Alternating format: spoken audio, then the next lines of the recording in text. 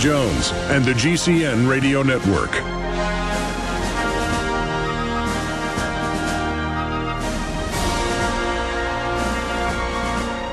Well, it says a lot about the establishment that they would concoct fairy tales about Jesse Ventura like we've discussed, and it does signify that they'd put golden handcuffs on him with an MSNBC contract on the eve of the Gulf War, and then after it happened, tell him, oh, yeah, we did this on purpose, ha, ha, ha.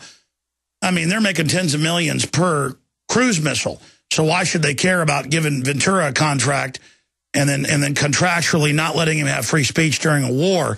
Now they're just having some guy who's launching a new mercenary organization. Ty, Tyrell Ventura, son of Jesse Ventura, we talked privately about responses to this, because your dad's not somebody to lay down, especially to this great defamation.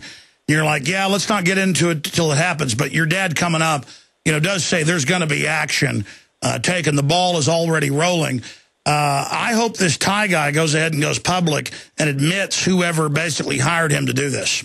It would be nice if he did that. I mean, I doubt he will, because he's, using the story to make money in his own pocket in his book, and controversy always sells. I wish that he would. I wish that he'd have the courage and the respect for his service and my father's service and all servicemen, to not spread lies about each other and to defame each other. If anything, you guys are supposed to be brothers. It's a brotherhood, and you should be looking out for each other, not spewing lies and hate about each other.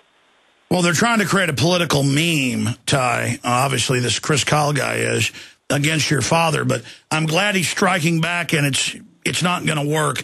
We've got 3 or 4 minutes left here in this short segment. Tell us about the upcoming season of Conspiracy Theory coming up. It's looking great. We're putting the episodes together right now.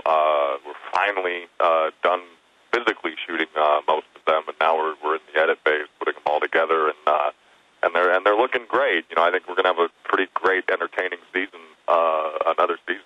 It's brand new. I'm now on the show investigating on camera, along with Sean Stone, Oliver Stone's son, who's a brilliant, brilliant guy.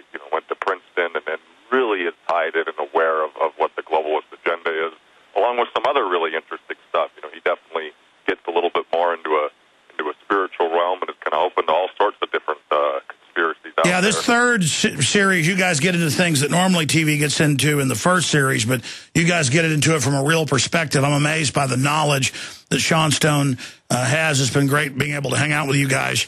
Looking at this, though, that's one point. Your dad's against the war. He exposes the TSA, the NDAA, but he's also, been out there doing all these other things that upset the system. Of course. Anytime you have someone out there getting people to look at news or look at events in a different way than what they're being spoon-fed, that's always dangerous.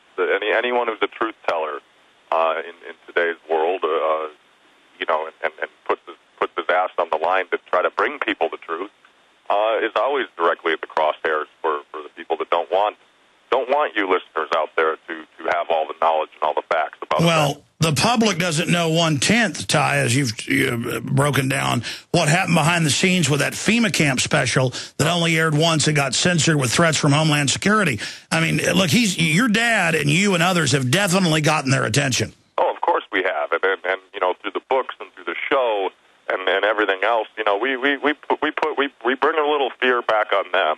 All they want us to be is to be fearful and to be slaves. Work for nothing, be in debt, owe us all your money, and be scared of your neighbors, be scared of everything around you.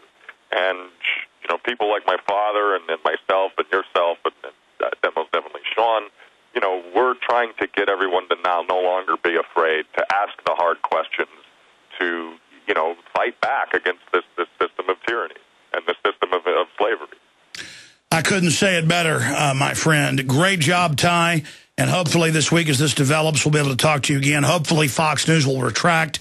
Your dad's going to call for that coming up in the interview. I would so doubt that Fox News would ever retract. Well, they better. Well, listen, great job. We'll talk to you soon, my friend. Jesse Ventura coming up. When you're a radio network. Governor Jesse Ventura, we've seen a big national news story claiming that this Navy SEAL, who just had a book come out this week, at a bar knocked you down and then ran away because you were saying you were glad that Navy SEALs were dead. I mean, it sounds like something out of the Twilight Zone. Well, Alex, anyone that's ever heard me talk knows that that's not true at all. I have no idea why this person is saying it or for what purpose it's to serve. But, you know, if he stated that he struck me, knocked me down, and then fled, I want people to understand clearly he's confessing then to the crime of assault. And it's assault on a former governor, an elected official, a former elected official twice. I want to clear his name because he's confessing to assaulting me, and it didn't happen. I can unequivocally tell you that I've never been punched in Coronado, California since I've been out of the Navy. I got out of the Navy in active duty in 1973. And I've never been struck by anyone. I've been out there multiple times for reunions that are the third weekend in August every year.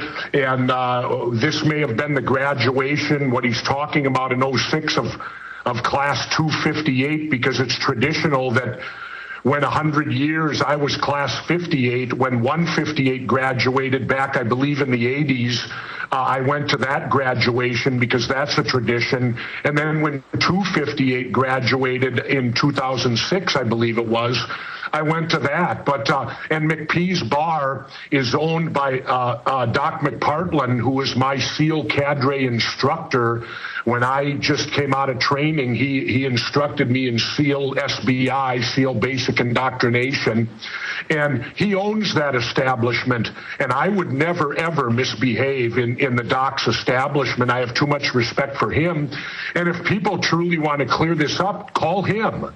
Call McPee's, because if a former governor within the SEAL community had been knocked down and hit and assaulted, it would have traveled through the SEAL community like wildfire. And for this to now say it happened 5.5 or 6 years after it happened, that's absurd. But I want to state that even though this person is confessing to committing a crime against me of assault, I want to state unequivocally he is not guilty of that crime because he never hit me. I don't even know who he is.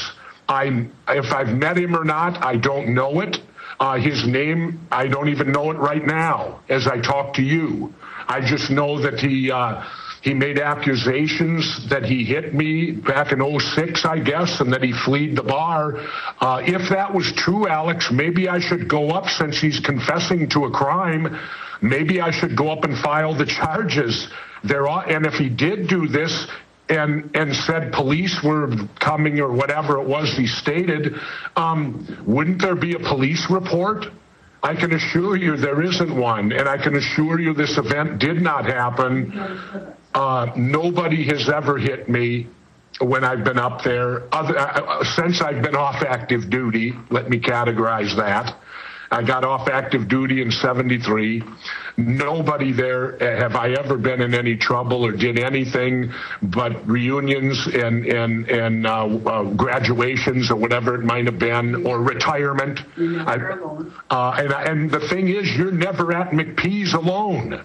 You're there with your teammates and your classmates, and you're all celebrating. When you go to McPee's, there'll be at least 5 or 6 guys with you. Well, I would sure like to hear of a witness that saw of this event, because it never happened. It's plain and that simple. And what does concern me is that this is 2 times now within about a 2-week period where the mainstream media has ran with something that was completely untrue. As you know, they stated that I was tailgating a car a couple weeks ago out in the San Fernando Valley on the way to the airport, and that was solely not true because I haven't been to California for 6 months, and I haven't flown in an airplane for 15 months, and you can attest to that because you were with me the last time I flew in a commercial airliner, and that was well over a year ago. So it's 2 times now that bogus, serious, false stories have been perpetuated out there by the mainstream media against me. And I guess, Alex, I can only say maybe because I'm rattling my sword about the elections, maybe because I support Ron Paul, who's not popular, or they say he's fringe because he stands for peace. Maybe because I support peace and not war in this country now, that makes you a target for the people that do support war. I don't know. I'm only speculating there, but I'll let you have it, Alex, and you can speak. But I just want to tell you unequivocally, this event did not happen. And I can't speak to anything else that this person would say because I don't know him. To my knowledge, I've never ever even met him. Maybe I have, I don't know. But you know, you meet a lot of the younger guys, but you don't recall who they are. But never have I ever been hit or treated disrespectfully in the Navy UDT SEAL community at McPee's Bar or any official UDT SEAL function in any way. In fact, I'm treated with honor and dignity at all times. So I don't know where this story or why this young gentleman wants to plead that he committed a crime against me, but I can unequivocally plead for his innocence because the event never happened. Governor... So yeah. Governor Jesse Ventura joins us from Mexico down on the Baja via audio Skype, so there's a bit of a delay when I talked to him.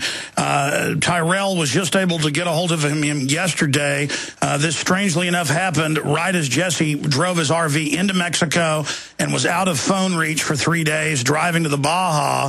He drove, because he refuses to fly, all the way from Minnesota to Baja, and he just learned from his son that on Bill O'Reilly's Fox, on at least 10 other Fox shows, syndicated radio, newspapers, they are all reporting as if it's absolute fact. Here's a Fox News headline: Navy SEAL sniper punched out Jesse Ventura. But, sir, his name is Chris Kyle. He has a book coming out. He's starting a big mercenary firm to train domestic law enforcement to, quote, deal with the domestic insurgents. So it gets into the whole NDAA. They're kind of setting him up as this big hero and you the villain, but this is not the main issue. So you're categorically denying, saying call the owner of the bar, who was, you know, one of your main trainees when you were in SEALs decades ago.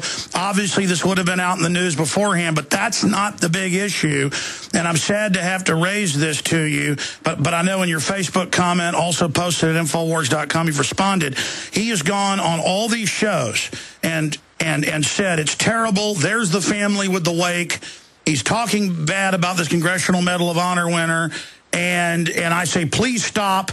And Jesse says, they deserve to die. You deserve to die. I mean, clearly the most horrible thing you could say, designed to destroy your character. If this isn't defamation, I don't know what is. It's one thing to say, I'm a tough guy, I, you know, knocked Jesse Ventura down and then ran away, which makes no sense. And then to defame the SEALs and say they teach us to punch you once and run away. I've been contacted by SEALs and others saying that's pure bull. But the fact, Governor, that he would say that you were celebrating in front of a family the death of their son, I mean, this is incredible, Governor. What do you say to that? Well, I say that, you know, that's, you know, I have never supported the Iraq War. And let me say this clearly. Wars are not caused by the soldiers, the sailors, and the airmen. Wars are caused by politicians. Politicians take us to war. And I have been critical, so critical, of the politicians that took us to the Iraq War. And I have every right to do so. But I can tell you, Alex Jones, I have all the sympathy in the world for the soldiers, having been one. And anyone that questions my patriotism, that I would behave this manner, that's a direct insult to me, my family. It's a direct insult to my mother and father. My father had 6 bronze battle stars in World War II. My mother was a World War II veteran, a nurse in North Africa. My brother is a Vietnam veteran, served in Da Nang, and myself, a veteran. My entire family are veterans. We